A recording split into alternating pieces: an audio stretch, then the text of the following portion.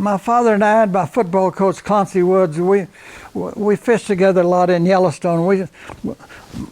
They were both school teachers and had the summers off, so we had 3 months to go to Yellowstone, and I always had jobs, but I fished a lot too.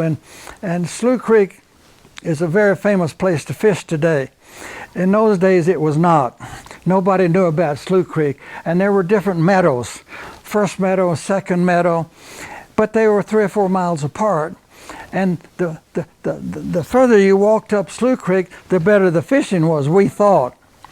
So we went up there a couple of times, and I remember we'd hook up our fly rods, put a floun in, and throw it out there and catch bullfrogs. They'd catch it on their tongue, and just like catching a fish. They'd jump in the water, we'd reel them in just like it was a fish, because frog legs is some of the best food in the world.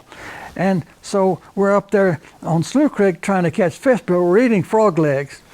Well, one time, my mother had made a coonskin cap for me, and I loved that thing, partly because my mother made it for me. But I was walking up Slough Creek, and my father and Clancy Wood were they weren't in sight, they were someplace up there fishing.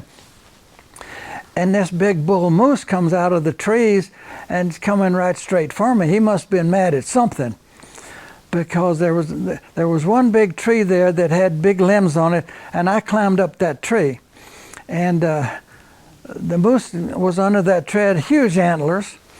Must have been a world's record moose, I'm sure it was. And he kept looking at me, and I kept looking at him, and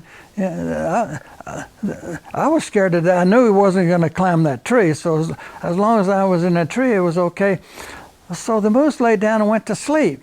Well, what do you do when you're up a tree and a moose is under a tree sound asleep? So I broke off some limbs, and I'd throw them at him, hoping I'd wake him up, and he'd trot off. Finally, that happened. I think he got hungry, and he wandered off.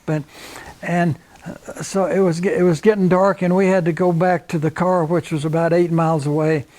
And there were places walking down Slough Creek where you had to get in the water in order to get past certain areas. So here I am walking out in the water. I was wearing loafers. Terrible. You don't ever wear loafers in the mountains, but I was wearing loafers, and I got caught in quicksand. And I dropped down about 2 feet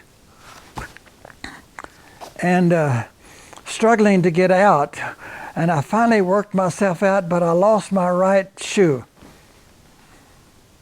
Well, I had a sock on, but I walked about 4 miles from where that quicksand was down to the car with a shoe on my left foot and a sock on my right foot, and it was the only other time I experienced anything like that was a time when we roped that buffalo in up out of West Yellowstone. I had to walk home barefooted.